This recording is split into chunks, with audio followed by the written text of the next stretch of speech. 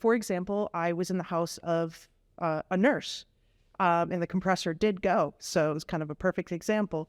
So explaining that the compressor is essentially the heart of the system, moving the refrigerant like blood throughout, and when that fails, that can be a very, very temperamental breakdown, because, you know, it's one of those things that, can you do something to repair a heart?